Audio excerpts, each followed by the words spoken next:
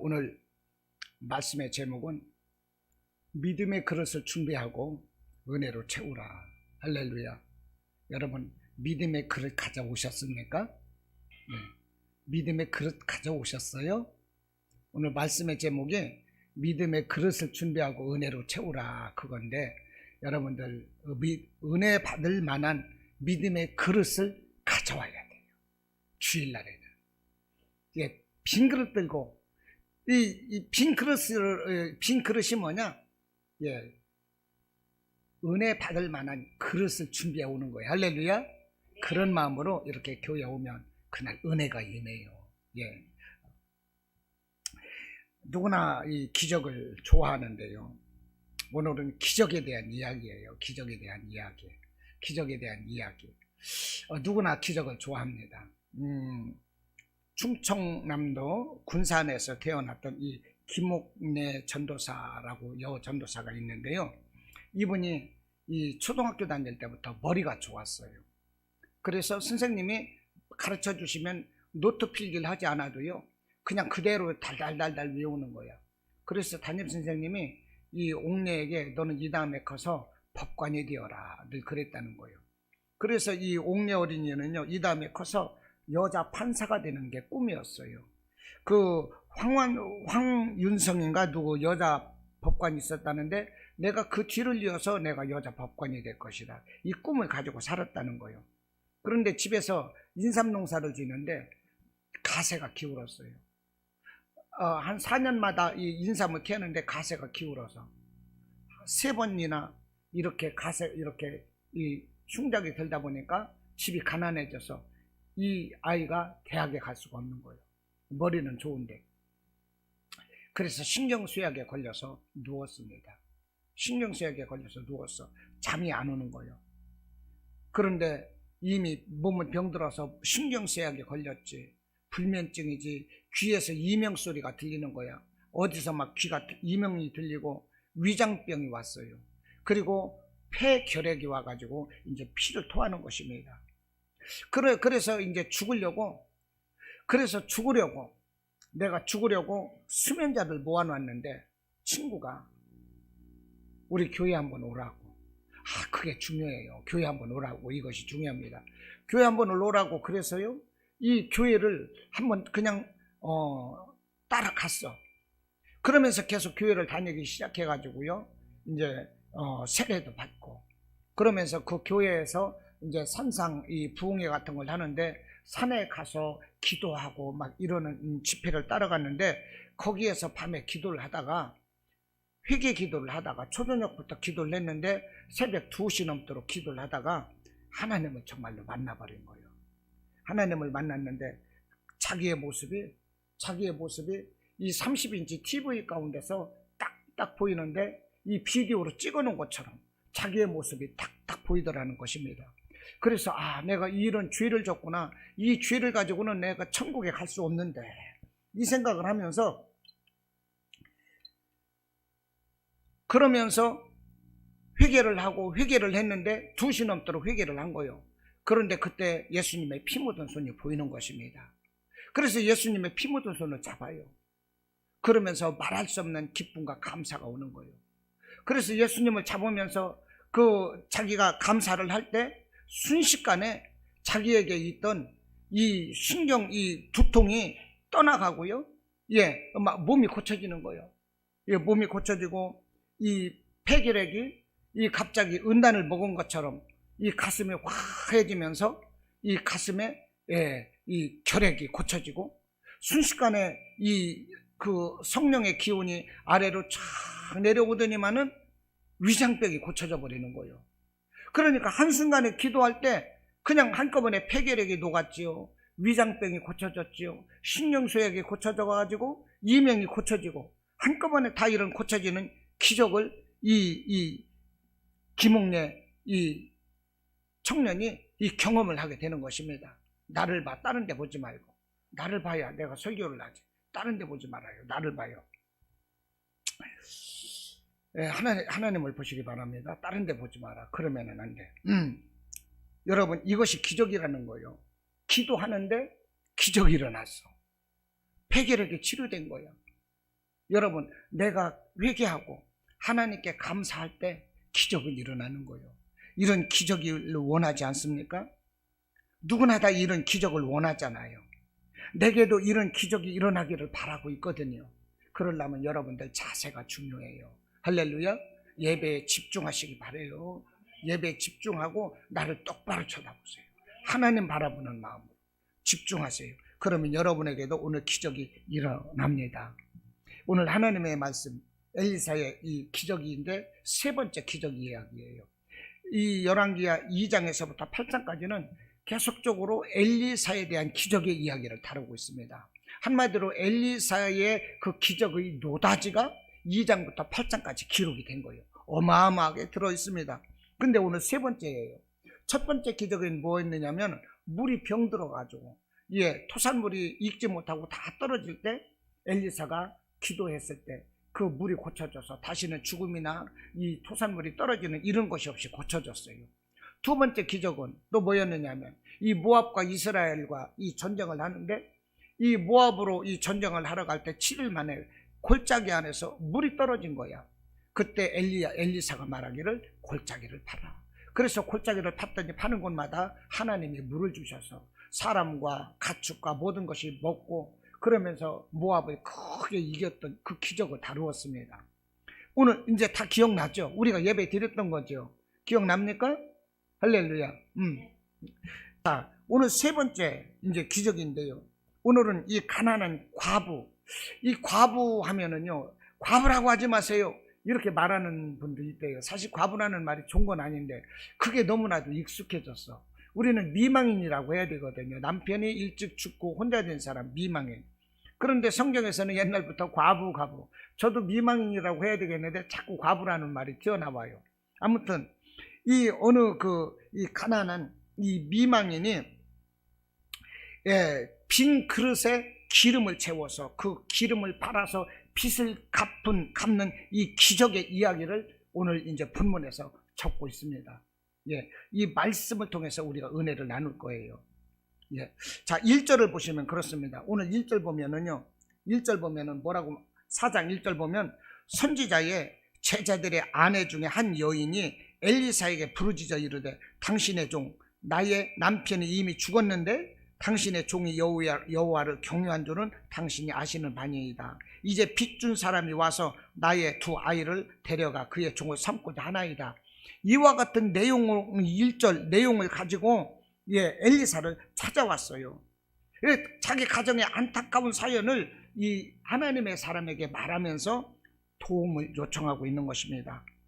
내 집에 빚이 너무나 많은데 빚을 갚을 길은 없고 남편은 죽었고 두 아이가 있는데 빚을 갚지 못하니까 이 빚쟁이가 나의 두 자녀를 데려다가 종으로 삼고자 한다는 거예요. 얼마나 이게 다급합니까? 안타까워요. 이것을 지금 하소연하고 있는 거예요. 도와달라고 호소하고 있는 것입니다. 그 당시 풍습은 그렇습니다. 빚을 못 갚으면 빚을 준 사람이 그 집 자녀를 데려다가 종으로 삼는 풍습이 있었답니다. 그러니까 그 풍습이 있었으니까 이것은 뭐 어떻게 할 수가 없는 거예요.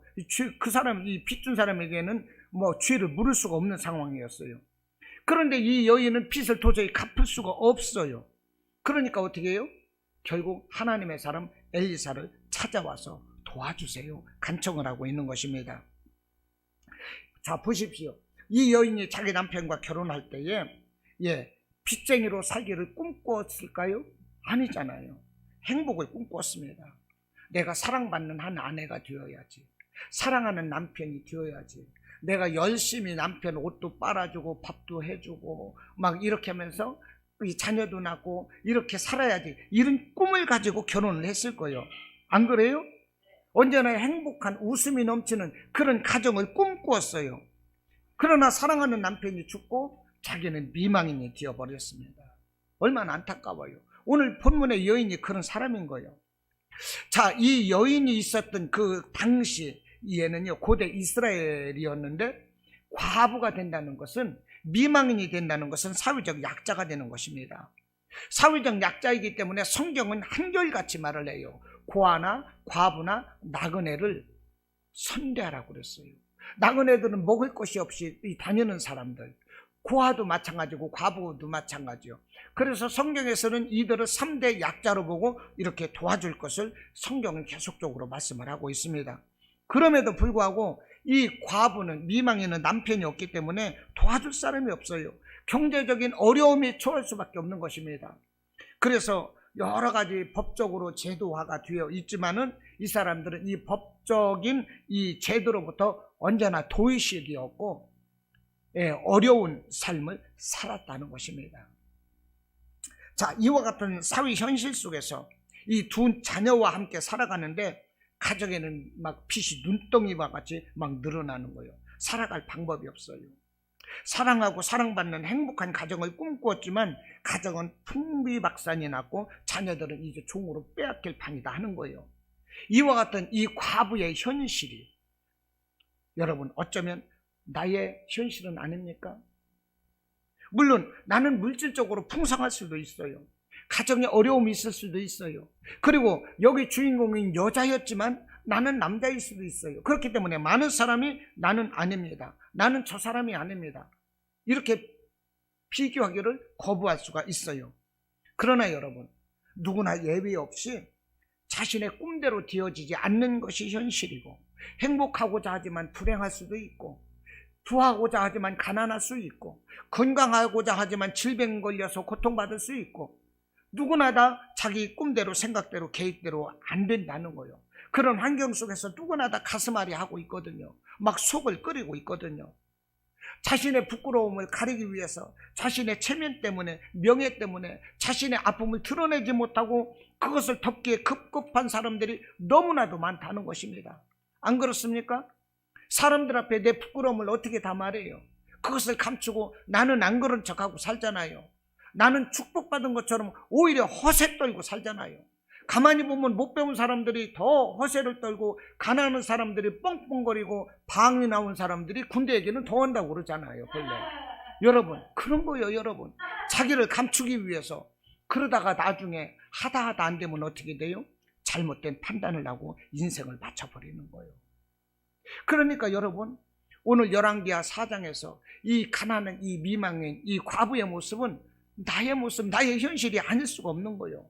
누가 감히 나는 저 사람이 아니라고 누가 거부할 수가 있는 것입니까? 없어요. 나의 모습인 것입니다. 할렐루야. 자, 그러므로 성경은 말해요. 그러므로 성경은 말합니다. 잠언서 16장 1절에서 마음의 경영은 사람에게 있어도 그 말의 응답은 여호와께로부터 나오느니라 그랬어요. 우리가 아무리 계획하고 소원할지라도 그것을 이루시는 분이 누구예요? 여호와 하나님이신 거예요. 잠언 16장 9절 말씀입니다. 사람이 마음으로 자기의 길을 계획할지라도 그의 걸음을 인도하시는 이는 여호와시니라. 할렐루야. 네. 여러분 깊이 공감되지 않습니까? 그러므로 주시는 말씀이 그거예요. 너의 행사를 여호와께 맡기라. 그리하면 네가 경영하는 것을 이루리라. 잠언 16장 3절 말씀이에요. 여러분, 우리가 아무리 계획하고 소망하고 막 구상하고 디자인해도 내 힘으로는 안 돼. 우리 주님이 디자인해 주셔야 돼요. 할렐루야. 우리 주님이 디자인해 주셔야 돼. 예, 제가 전도하다 보니까 어느 이 권사님이 2번 들었어. 예수님이 그림 그리세요? 디자인 교회라고 하니까 그림 그리시지. 내 인생을 그리시는 거야. 너는 이렇게 될 거야. 이렇게 그리고 예쁘고 멋있게 끝내주게, 풍성하게, 다 필요하게 이렇게 다 그리시고 그 그림대로 만들어 가시고 색칠하시고 뭐 이러는 그분이 우리 예수님인 거예요. 그래서 우리 인생을 범사에 형통하고 강건한 은혜로 우리 인생을 디자인 하신다니까요. 할렐루야. 디자이너, 우리 인생의 디자이너는 바로 예수님이신 것입니다. 할렐루야. 자, 오늘 이제 열왕기하 4장에서 이와 같이 가정에 위기가 왔어요. 그런데 이 여인은 하나님의 사람 엘리사를 찾았어요. 위기 앞에서. 여러분, 이 여인이 지혜롭다고 생각되지 않으세요? 지혜롭죠. 얼마나 지혜롭습니까? 위기 앞에서 하나님께 나왔어. 지혜로운 거예요. 사랑하는 여러분, 한 국가나 가정은 이 지혜로운 아내의 역할이 정말로 크다는 거예요. 가정에서도 아내의 역할이 크고, 국가에서도 마찬가지고, 교회에서도 많은 여자들이 얼마나 큰 일을 하고 있습니까? 아내의 역할들이 큰 거예요. 이스라엘의 그 위대한 지도자 사무엘이 태어나기까지 그 사무엘의 지혜로운 어머니 한나가 있었다는 거예요. 할렐루야. 성경에서 아브라함의 아내 사라, 남편을 주님으로 여김에 따랐어요. 그러면서 믿음의 가정을 이룬 거예요. 그 이삭의 아내 리브가 자녀가 없으면서 남편과 더불어서 20년을 기도하는 그런 기도의 어머니. 여러분, 그런 사람들로 인해서 어떻게 돼요? 믿음의 조상들이 반드시 세워져 가는 거예요. 그리고 신부는 미천하지만 기생 라합이라든지 모압 여인 룻이라든지 이런 사람들은 신분이 미천해요. 이스라엘 사람도 아니에요. 그럼에도 불구하고 하나님을 아는 지혜가 있는 거예요. 하나님은 그들을 어떻게 하셨나요? 다윗의 할머니가 되게 하셨어. 할렐루야. 다윗의 할머니, 다윗 왕조의 조상이 되었다는 거예요. 얼마나 끝내줍니까? 우리나라 지금 조선시대 때 고관대작 하던 사람들 보면요, 산수에 보면은 묘가 굉장히 크고 큰 비석 같은 거 세워졌어요. 그 자손들 보면 지금도 떵떵거리고 한 재산 가지고 누리고 살고 있더라고. 이것이 뭡니까? 권력의 힘인 거예요. 여러분, 다윗 가문의 이 모압 여인 룻이라든지 기생 라합은 할머니가 되었다 이거예요. 그러니 이 얼마나 이 위대한 가문을 이루었느냐는 거예요. 믿음의 조상, 이 믿음의 그 지혜로운 여인들의 역할이었다는 거예요. 할렐루야. 그런데요, 반면에 악한 아내가 되어가지고요, 하나님의 심판을 받고 그 집안에서 하나님의 심판을 받고 자기도 죽고 자손 대대로 이 가문의 피바람을 일으킨 사람이 있습니다. 그게 누굴까요? 이세벨 같은 사람. 우리는 그렇게 돼서는 안 되는 거예요. 하나님을 대적하고 자기 지혜로 이거 절대 안 됩니다. 이세벨은 아합 왕과 더불어서 이스라엘을 튼튼하게 만들었던 사람이에요. 모압이 이 아합 왕 때 이 아합 왕에게 굴복하고 조공을 바치던 사람이었어요. 그래서 아합의 이 전적기는 이 이스라엘 밖에 이방 나라에까지 세워질 정도로 이 아합은 경제적으로 정치적으로 뛰어났어요. 그러나 하나님을 몰랐어요. 그렇기 때문에 결국은 그가 전쟁터에서 죽고, 그 이세벨은 대신에 의해서 밖으로 던져졌는데 나중에 시신을 치우려고 보니까 개들이 다 뜯어먹어서 해골바가지밖에 없는 거야. 이와 같은 처지를 당하고 그 자손들이 계속 죽고 이런 비극의 이런 비참한 결과를 맞이했다는 것입니다. 여자들이 얼마나 중요한지 몰라. 우리나라 이 고종, 조선의 마지막 왕 고종이었습니다. 이 고종의 이 부인 명성황후, 우리가 민비 그러잖아요. 명성황후가요, 이 사실은요, 이 자기 힘으로 공부를 한 사람이거든요. 배운 것이 없지만 궁중에 와서 자기 힘으로 공부를 해서 이 한문의 깊은 학문까지 깊이 들어가서 나름 똑똑해졌어. 그런데 이 고종은 너무나도 무능한 거예요. 그래서 전라도에서 전봉준이가 농민과 더불어서 동학혁명을 일으키는 것입니다. 그 혁명의 그 목적이 뭐냐? 무능한 고종을 물리치고 우리는 새 왕조를 이루어서 국가를 튼튼히 해야 된다는 거예요. 그러면서 농민군들과 더불어서 동학혁명을 난을 일으키다 보니까 그 전라도 지역에서부터 그 사또가 하는 그런 현 고을 같은데 그런 데를 싹 쓸어버리면 이 한양으로 올라오는 거예요. 그런데 한양을 지키고 있는 국가 수비대 군사는 7,000명밖에 안 되는데 전봉준을 따르는 이 군사는 13,000명이 되는 거예요. 그러면 정부에서 이 전봉준을 막을 수가 없어요. 그때 명성황후가 딱 나서는 거예요. 그래서 고종에게 말합니다. 우리 일본군을 들여와서 이 전봉준 동학 이 혁명군들을 막아내자. 그래서 일본군들이 들어왔는데 일본군들은 그때 조총을 가지고 있었고 이 전봉준은 활을 가지고 칼을 들고 있으니 상대가 안 되는 거예요. 일본군들이 그냥 조총을 빵빵 쏴가지고 13,000명을 다 죽여버렸어요.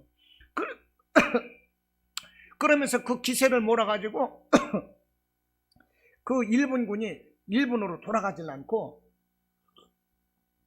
조선 왕실을 지켜준다는 명목으로 경복궁을 후위하는 호위군사가 되는 것입니다. 그러면서 왕에게 감나라, 태추나라 이렇게 막 좌지우지하는 거예요.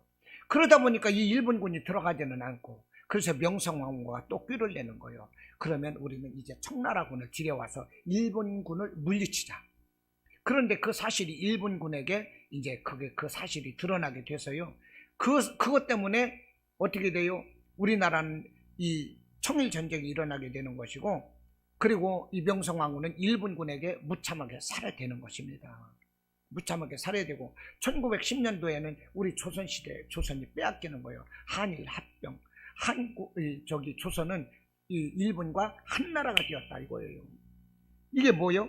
여인들의 역할이 이렇게 큰 거예요. 여인들이 잘하느냐 못하느냐, 여러분 그것에 따라서 가정이 살고 국가가 사는 거예요. 대통령도 보세요. 막 비싼 옷을 입느니 뭘 입느니 그 영부인들이 그렇게 해서 뭐 문통때도 날리고 요즘에도 날리잖아요. 이 중요하다니까. 이 교회도 문제예요. 이 교회도 보면 여집사님들이 참 많아. 여집사님들이 일을 잘하고 하면 어때요? 교회가 막 부흥이 돼. 그런데 자만서 보면은요, 이 현숙한 아내가 나오거든요. 현숙한 아내는 여인들뿐 아니라 우리가 하나님의 신부거든요. 예수님의 신부거든요. 우리는 다 현숙한 아내가 되어야 되는 거예요. 우리는 하나님 앞에 믿음으로 지혜로운 사람이 되어야 됩니다. 왜 이 말씀 드리느냐 하면, 오늘 지금 이 빚져서 남편은 짓고 두 자녀가 이제 빚쟁이로 끌려 들어갈 위기 앞에서 이 하나님의 사람 엘리야께로 나온 이 여인의 이 지혜의 담을 얘기하는 거예요. 이런 지혜로운 사람이 되자 하는 거예요. 할렐루야. 이 가정의 위기 앞에서 자신의 노력이나 지혜나 방법을 동원하지 않는 거예요, 이 여인이. 그러면서 하나님의 사람 엘리사를 찾아와서 부르짖고 있다는 것입니다. 도와달라고. 그래서 1절에서 보니까 뭐라고 합니까? 여인이 엘리사에게 부르짖어 이르되 그랬어요. 여기서 부르짖어 이르되, 이 부르짖어라는 말이 차크라는 아랍어인데요. 이 아랍어인데 이 무슨 소리냐? 천둥처럼 요란하다 이 말입니다. 천둥처럼 요란하게 소리난다는 말에서 이 차크라는 말이 유래가 됐어. 이것을 부르짖어라고 한 거예요. 그러니까 여기서 부르짖어라는 건 뭐예요? 요란하게 부르짖는 거예요. 막 흥분돼서 절규하는 거예요. 나를 도와주세요. 우리 가정을 도와주세요. 당신을 따르던 내 남편이 죽었나이다. 내가 빚져서 내 두 자녀가 빚쟁이들에게 끌려가게 되었나이다. 막 절규하는 거예요. 천둥처럼 절규하는 거예요. 예수님이 지나가실 때 그 눈을 뜨지 못하는 맹인이 어떻게 됐어요? 주여 저를 불쌍히 여기소서. 그렇게 소리 지르니까 예수님이 듣고, 누구냐? 저 맹인이 소리 지릅니다. 데려와라. 그래서 고쳐줬잖아요. 똑같은 거예요. 이 여인이 하나님의 사람에게 와서 부르짖었다는 거예요. 나를 불쌍히 여겨주세요. 응? 여러분, 이 부르짖었어요. 남편이 죽은 것과 빚진 것과 자녀 둘을 종으로 데려간다는 사실을 부르짖어 하나님의 사람 엘리사에게 알리는 거예요. 이것이 기도인 것입니다. 할렐루야. 이것이 바로 기도예요. 여러분, 문제 앞에서 기도하십시오. 기도하면 하늘문이 쫙 열리는 거예요. 불가능이 가능케 돼요. 사람이 할 일을 하나님이 개입하시기 때문에 매끄럽고 깨끗하고 한 방에 퍼펙트하게 그냥 끝내준다 이 말입니다. 할렐루야. 문제 앞에서 기도하시기를 바랍니다. 기도하는 것만이 우리가 살 길이에요. 여러분, 내게 있는 문제가 무엇입니까? 다 문제를 가지고 있어. 지금 옷을 입어서 우리 몸이 안 보이듯이 이 내가 문제를 감추고 말하지 않고 있어서 그렇지, 내게는 모든 문제가 지금 엄청나게 많아. 지금 엄청나게 많아. 문제가 내 살을 뚫고 나올 수만 있으면 내 살은 벌써 구멍이 뻥뻥 뚫어졌을 거야 아마. 문제를 가지고 있어요. 이를 문제 앞에서 부르짖으라는 것입니다. 부르짖고 시간을 작정하고 부르짖어 기도하든지, 작정 기도를 하든지, 어찌 금식 기도를 하든지 부르짖으라는 것입니다. 예레미야서 33장 3절로 뭐라고 하십니까? 너는 내게 부르짖으라. 네가 알지 못하는 크고 은밀한 일을 네게 보이리라. 기도하면 네가 알지 못하는 은밀한 일들을 보이겠다는 것입니다. 내가 감히 상상할 수도 없고 기대할 수도 없었던 그 크고 은밀한 일을 모두 보여주겠대요. 여러분, 그러므로 기도하시기 바랍니다. 너희 두세 사람이 모여서 기도하면 내가 함께하리라. 우리 예수님 말씀이에요. 너희가 은밀한 중에 골방에서 기도하라. 그러면 너희 하나님 아버지께서 응답하시리라. 할렐루야. 너희가 믿고 구한 것은 받은 줄로 알라. 예수님이 그렇게 말씀을 하시는 거예요. 그러니까 여러분, 기도해야 되는 거예요. 어느 목사님이 그런 말씀 하셨대요. 크게 기도한 사람은 크게 쓰고 보통 기도한 사람은 보통으로 쓰임받는다는 거예요. 여러분, 칼도 잘 드는 칼은 많이 갈아줘야 되는 거예요. 세고 튼튼한 칼은 그 불 속에서 수없이 연단되고 두들겨 맞고 그랬을 때 비로소 강한 칼이 되는 거예요. 여러분, 문제 앞에서 여러분 쓰러지지 말고 절망하거나 좌절하거나 그냥 낙심하고 포기하지 말고 더 기도하십시오. 그러면 여러분들은 강하게 되는 거예요. 용사가 되는 것입니다. 할렐루야.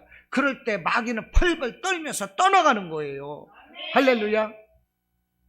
자, 여자가 이렇게 이제 호소했어요. 나를 도와주세요. 1절에서. 그러자 여자의 호소에 이제 엘리사 하나님의 사람이 말씀을 합니다. 네 집에 무엇이 있느냐 그랬어요.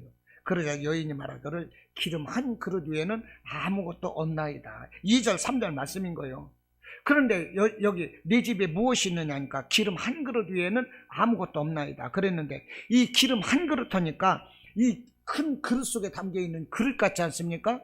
그런데 아닙니다. 원문에 아스쿠 쏴멘이라고 되어 있어요. 이것은 큰 그릇이나 항아리가 아니라 우리가 이렇게 목욕할 때 어떻게 돼요? 몸에다가 이 바디 로션 같은 걸 바르고 거품 내고 그러지 않습니까? 일테면 그 정도의 작은 양이라는 거예요. 내게 무엇이 있느냐? 기름 한 그릇이 있습니다. 이 기름 한 그릇이 뭐냐? 이 목욕할 때 바를 수 있는 정도의 매우 작은 양, 그거요. 그거를 기름 한 그릇이 있다 이렇게 말을 하고 있는 거예요, 원어를 볼 때. 그러니까 이 여자는요 아무것도 가진 게 없어. 기름조차 극히 작은 그 양밖에 없어요. 아주 빈곤한 사람이었다는 것입니다. 이해가 되십니까? 그러자 엘리사 선지자가 또 이렇게 말합니다. 3절로 4절에서 너는 밖에 나가서 모든 이웃에게 그릇을 빌리라. 빈 그릇을 빌리되 조금 빌리지 말고, 그러니까 많이 빌리라. 그런 후에 너는 네 두 아들과 함께 방에 들어가서 문을 닫고 그 모든 그릇에 기름을 부어서 차는 대로 옮겨 놓으라. 이렇게 말했어요. 그래서 하나님의 사람 엘리사가 시키는 대로 그 부인은 두 아들과 함께 어떻게 했느냐? 온 동네방네 다니면서 그릇을 다 빌려왔어요. 빈 그릇을 빌려와서 이제 방 안에다 넣어놓고 엘리사가 시키는 대로 그 조금 있는 그릇을 가지고서 이제 그 빈 그릇에 붓는 거예요. 신기하게도 그릇 속에 기름이 쏟아져 들어가는 것입니다. 이게 뭐요? 하나님의 말씀인 거예요. 하나님의 말씀은 무에서 유를 창조해요. 우리의 상상을 벗어나는 것입니다. 우리가 생각하고 우리의 지식 방법으로는 하나님의 말씀을 깨달을 수가 없어요. 그런데 세상 사람들은 뭐라고 합니까? 자기 지식 방법, 이것을 가지고 하나님의 말씀을 판단하는 사람들이 얼마나 많은지 몰라요. 이 사람들은 하나님에 대해서 점 하나도 모르는 사람들인 거예요. 할렐루야. 지금 보십시오. 빈 그릇을 빌려다가 빈 그릇에 기름을 쏟아 담으라. 그래서 빈 그릇을 빌려다가 쏟았더니 계속 들어가는 거예요. 아이들은 옮겨놓고 또 그릇 때 되면 또 붓고 또 채우면 옮겨지고, 이런 역사가 일어났다 하는 거예요. 할렐루야. 여러분, 여기서 이 빈 그릇이 무엇입니까? 우리 믿음의 그릇인 거예요. 빈 그릇을 빌려다가 기름을 채우라고 그랬잖아요. 여러분, 빈 그릇, 믿음의 그릇이 우리가 준비되어야 하는 것입니다. 우리 믿음의 마음이 준비되어야 하는 거예요. 우리가 하나님께 은혜 받고 복 받고 질병을 치료하고 문제를 해결하고 이렇게 하면서 승리하고자 하는 이런 믿음으로 우리가 준비되어야 되는 거예요. 이 믿음으로 준비하고 하나님의 은혜의 말씀을 받아 채울 수 있는 마음의 준비를 해야 되는 거예요. 그런 마음으로 교회에 온 사람은 성공하는 거예요. 은혜 받는 거예요. 할렐루야. 그런 사람은 뜨겁게 성령의 불이 탁 강타하는 순간에 그 사람에게 있는 병이 떠나가는 거예요. 할렐루야. 기독교는 체험의 종교예요. 누구든지 믿고 도전하면 그런 은혜가 임하게 돼요. 여러분들이 이런 하나님의 은혜를 다 체험하고 큰 믿음의 사람들이 되시기를 축원합니다. 자, 엘리사 선지자는 빈 그릇을 준비하되 조금 빌리지 말고 그랬어요. 이게 무엇입니까? 3절에서 빈 그릇을 준비하되 조금 빌리지 말라. 많이 준비하라는 거예요. 많이. 할렐루야. 이 빈 그릇이 뭐라고 그랬어요? 우리 믿음의 그릇이라고 그랬잖아요. 우리 믿는 마음이라고 그랬잖아요. 그러니까 이 그릇이 크면 클수록 믿음이 큰 거예요. 할렐루야. 우리 믿음이 어떻게 커야 되겠어요? 태평양 바다만큼 커야 되는 거예요. 말할 수 없이. 믿음의 그릇이 간장종되기만 해서는 큰일 나는 거예요. 할렐루야. 이 믿음의 그릇을 크게 준비하시기를 바랍니다. 시편 81편 10절에서 뭐라고 그랬어요? 네 입을 크게 열라 내가 채우리라 그랬어요. 야야 적당히 열어라 줄 거 없다 이러는 것이 아니요. 네 입을 크게 열라 내가 채우리라. 할렐루야. 아무리 채워도 하나님에게는 부족함이 없어요. 그러니까 크게 여시기를 바랍니다. 이 말씀과 같이 여인은 그릇을 많이 준비했어. 한마디로 일본 말로 이빠이 준비했어. 예, 이렇게 많이 준비해 왔는데 그 그릇 속에 그 준비된 빈 그릇에 담겨 있던 이 기름을 쏟아서 부으니까 그 기름이 떨어지지 않는 거예요. 빈 그릇을 갖다가 아이들이 대면은 쭉 나오고 또 아이들이 채우고 얼른 갖다 대면 또 쭉 나오고 그 그릇에 막 그냥 기름이 넘치는 거야 그냥. 예, 그러다가 그릇이 이제 그릇을 이 기름을 담을 수 없을 때까지 그릇을 다 기름에 채우고 나서 그릇이 떨어지니까 그때서야 기름도 또 끊어졌다는 거예요. 여러분, 엘리사 선지자가 하는 말씀이 그때에 이 기름을 팔아서 빚을 갚아라. 그래서 이제 그 기름을 팔아서 빚을 갚고 자녀들은 종으로 빼앗기지 않아도 되는 것입니다. 모든 문제가 어떻게 됐어요? 간단하게 해결됐어. 하나님의 사람 엘리사에게 나갔더니 문제가 해결됐어. 할렐루야. 여러분들 문제가 있을 때 어떻게 하시겠어요? 여러분들 힘으로 막 이웃 사람들한테 가서 말하고 막 어떻게 막 할까 막 궁리하고 막 그러겠습니까? 여러분 도울 힘이 없는 인생을 의지하지 말고 하나님을 의지하라고 그랬어요. 여러분 문제가 있을 때 얼른 하나님께 와야 되는 거예요. 오늘 이 말씀을 통해서 우리에게 교훈하는 것이 무엇이겠습니까? 준비된 만큼 채운다는 거예요. 준비된 만큼. 내가 준비된 만큼 은혜 받고 내가 준비된 만큼 하나님의 은혜 받고 성령 받아요. 문제가 해결되는 거예요. 내가 준비된 만큼 내 그릇만큼. 그러므로 믿음의 그릇을 많이 준비해야 돼요. 은혜를 오늘 하나님께 받을 은혜를 더 넘치도록 사모해야 돼요. 주님이 하실 수 있다는 믿음을 가지고 믿고 순종해야 되는 거예요. 여러분 우리가 혼인잔치집 비유를 알아요. 혼인잔치집에서 그 신부의 친구들이 있었는데 신랑이 늦게 오는 거예요. 이스라엘에서는 밤에 결혼을 하거든요. 언제 올지 몰라요. 늦게 올 수 있어요. 신랑이 늦게 오니까 다 졸고 있는데 슬기로운 다섯 처녀는 그 등에다가 기름을 많이 준비하고 있었어요. 그래서 신랑이 오므로 그 많이 준비된 기름과 여분의 기름을 가지고 있었기 때문에 늦게 오는 신랑을 모시고 혼인잔치집에 딱 들어갔는데 기름을 요만큼 준비했던 그 미련한 다섯 처녀는 기름이 떨어져서 신랑이 오자 그렇게 오랫동안 기다렸음에도 불구하고 신랑과 함께 잔치집에 들어가지 못했다는 거예요. 여러분 우리가 준비해야 되는 거예요. 할렐루야. 믿음으로 준비하시기를 주님의 이름으로 축원합니다. 자 그러면 우리가 이렇게 그릇을 준비한 것은 믿음의 그릇이었다고 그랬어요. 그리고 이 여자가 엘리사를 찾아가서 부르짖는 것은 기도의 모형이다 이렇게 말씀드렸지요. 네. 그렇다면 우리의 믿음과 기도의 자세가 어떠해야 될 것인가? 믿음의 그릇을 준비하고 기도하라고 그랬는데 우리 믿음의 모습과 기도의 자세는 어떠해야 될 것인가? 이것을 우리가 살펴봐야 되겠죠. 네.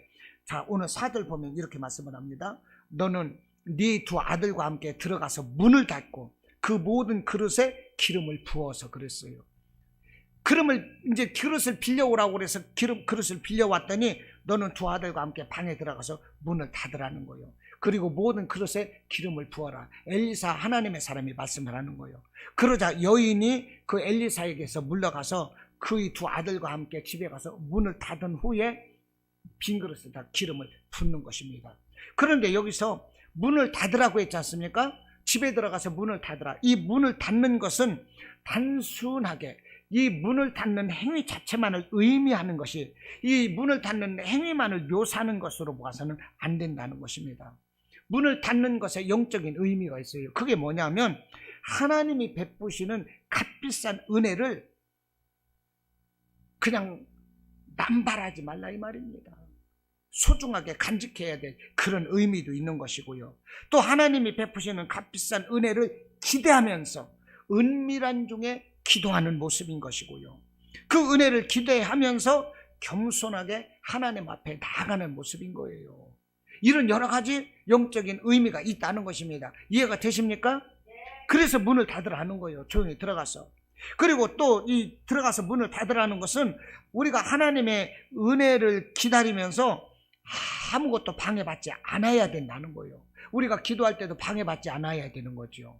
그렇듯이 우리가 하나님의 은혜를 기다릴 때는 아무것도 방해받지 않기 위해서 그런 행동으로 조용히 문을 닫고 하나님과 대면하는 이런 의미가 있는 것입니다. 사실 이 말씀이 오늘 엘리사의 말씀인데요, 엘리사의 스승 엘리야에게도 있었고 엘리사에게도 이런 일이 있었어요. 자, 엘리야가 이 사르밧 과부에게 이 가뭄이 들었을 때 3년 동안 그 과부에게서 어떻게 됐어요? 처음에 그 빵을 얻어먹고 그 떡반죽 그릇에 밀가루와 기름병에 기름이 떨어지지 않는 은혜를 베풀었고, 그 아들이 죽었는데 그 아들을 살릴 때 그 엘리야 선지자 이 방에 안고 들어가서 눕혀놓고 그 아이를 살렸어요. 그 방에 들어가서 문을 닫고 은밀한 중에 하나님께 기도해서 살렸던 것입니다. 그런데 오늘 우리가 엘리사 이야기를 나누고 있는데, 엘리사도 이제 열왕기하 4장 다음에 보면 예배를 드리러 갈 때마다 한 지역의 수냄 여인이 꼭 엘리사가 하나님의 사람이다 대접을 하거든요. 그 대접을 극진히 받으며 마음에 부담이 가는 거예요. 나를 하나님의 사람이라고 이렇게 이 여인이 대접을 하는데 이 부부는 늙었는데 이 부부에게 해줄 것이 무엇이 있을까 그랬더니 엘리사의 종이 하는 말이 이 부부에게는요 자녀가 없는데 이 부부들이 늙었어요 그러는 거예요. 그러자 이 엘리사가 그 두 부부에게 내년 이맘때에 너희에게 자녀가 있을 것이다. 그러니까 그 부부가 아이고 하나님의 사람이시여 그런 농담하지 마십시오. 우리는 늙었습니다. 그런데 실제로 그 내년 이맘때에 아들을 낳은 거예요. 하나님의 축복인 거죠. 하나님의 사람을 그렇게 대접을 하니까. 그런데 안타깝게도 그 아들이 또 죽었어. 그때 엘리사가 그 아들을 살릴 때 그 엘리사가 묵었던 자기의 다락방에 그 아이를 안고 들어가서 눕혀놓고 그 아이에게 엎드려서 기도할 때 그 아이가 살아나는 거예요. 이해가 되십니까? 보십시오. 너는 문을 닫으라고 그랬어. 이 여인에게 그 아이와 들어가서 문을 닫고 기름병을 부으라 얘기했던 것입니다. 이와 같이 우리가 은밀한 중에 하나님께 우리가 이렇게 기도하면 우리에게도 기적은 일어나는 거예요. 할렐루야. 네. 여러분, 우리가 은밀한 교제가 필요한 거예요. 하나님 앞에서. 여러분들은 하나님 앞에 얼마나 교제하고 있습니까? 문제가 있을 때마다 탁 엎드려서 기도합니까? 하나님 어떻게 해요? 나 어떻게 해요? 오늘 주부에 내가 이런 것을 내가 싫었는데 이렇게 보면은 주님 제 말 좀 들어보세요 이런 거 있잖아요. 주님 이런 때 어떻게 하나요? 도와주세요. 주님 어쩌죠? 모르겠어요. 이런 하나님과의 은밀한 이 대화가 늘 있어야 되는 거예요. 어디를 갈 때도 주님 저 어디 가거든요. 갔다 오면 주님 감사합니다. 이 모든 것이 주님과 대화하고 이 교제하는 거 이 얼마나 중요한지 몰라요. 여러분, 내가 문제가 있을 때 대놓고 떠들지 마세요. 막 죽을 것처럼 망한 것처럼 그러지 말라 이 말입니다. 그런 사람들이 많잖아요. 가나안을 청탐하러 갔을 때 그 청탐꾼들이 뭐라고 그랬어요?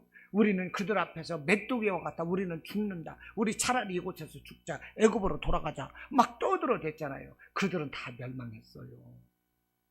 여러분, 우리가 문제가 있을 때 어떻게 해야 돼요? 은밀한 중에 계시는 하나님께 기도해야 되는 거예요. 예수님이 말씀을 하셨어요. 네 골방에 들어가 문을 닫고 은밀한 중에 계신 네 아버지께 기도하라. 은밀한 중에 보시는 네 아버지께서 갚으시리라. 마태복음 6장 6절 말씀을 하시는 것입니다. 할렐루야. 그러니까 오늘 우리가 기도를 배우고 있는 거죠. 하나님께서 우리의 이성적으로 정말로 논리적으로 근거되지 않고 말도 안 되는 말씀일지라도 하나님의 말씀이라면 무조건 아멘으로 받고 순종하고 문제 앞에서 기도할 때 문제가 해결되는 그 말씀을 오늘 이 사건을 통해서 배우고 있는 것입니다. 할렐루야. 자, 결과적으로 우리가 생각하면 오늘 이 여인에게 있어서 이 하나님의 사람 엘리사가 말하는 것은 이성적으로 생각할 때 용납되지가 않아요. 빚졌다고 하는데 동네 가서 빈 그릇이나 빌려오라. 그 조금 몸에 바를 수 있는 정도의 기름을 가지고 빈 그릇에 부어라. 아유, 농담하십니까? 그럴 수밖에 없잖아요. 그런데 그 말에 순종했다는 거예요. 그 말씀에. 그러니까 우리가 하나님의 이 사람에 절대적으로 순종을 하자는 거예요. 여러분들도 순종하시기 바랍니다. 그러면 빈 그릇에 기름이 채워지는 기적은 일어나는 거예요. 할렐루야. 문을 닫고 빈 그릇에 기름을 부었다는 것은 은밀한 중에 계신 하나님께 또한 기도하는 거였어요. 말씀을 믿고 순종하고 기도했어요. 그러자 빈 그릇에 기름이 채워졌어요. 그러니까 우리에게 주시는 이 은혜가 무엇입니까? 나의 생각, 경험, 방식, 내가 가지고 있는 과학적인 지식 다 하나님 말씀 앞에서는 다 내려놓으라는 거예요. 사도 바울은 뭐라고 그랬습니까? 이 히브리 철학과 헬라적 철학을 정말로 다 정통한 최고의 그 학자, 이 사도 바울은요, 예수를 알고 나서 자기의 지식이 분또만도 못하다고 고백을 했어요. 아무것도 아니라는 거예요. 그런데 우리가 뭐라고? 우리 이 똥꼬집 부리면서 문제 앞에서 기도하지 못하고 하나님께 나가지 못하고 그러는 것입니까? 이거 회개해야 되는 것입니다. 오늘 본문을 통해서 우리에게 시사하는 바가 매우 큽니다. 즉 위기 앞에서 하나님께 부르짖는 것 외에는 어떠한 것도 이 할 수 없었던 오늘 여인을 통해서 그 두 아들을 빼앗길 수 없는 이런 상황에서 기적을 일으켰어요. 기름이 채워지고 그것을 팔아서 빚을 갚고 자녀를 구하는 기적을 일으켰어요. 이 여인이, 불쌍한 여인이 기적의 주체가 되었던 것이 무엇이냐는 거예요. 그것은 믿고 순종하고 기도했기 때문이라는 것입니다. 할렐루야. 여러분, 하나님은 외모나 사회적 지위 이런 것을 보는 분이 아니라 당신을 얼마나 믿고 사랑하고 순종하고 기도하는가, 이것을 보세요. 이런 사람을 기뻐하세요. 할렐루야. 그를 통해서 하나님은 당신의 일을 이루시고 이와 같은 사람을 하나님은 크게 엄청나게 할렐루야 축복해 주신다는 거예요. 할렐루야. 여러분들 이와 같은 주인공이 되시기를 바랍니다. 정말 저와 여러분의 삶이 오늘 주인공 이 불쌍했던 여인과 같이, 그러나 믿음이 있고 순종하고 정말로 기도할 수 있는 이런 삶이 되시기를 주님의 이름으로 축원합니다. 아멘.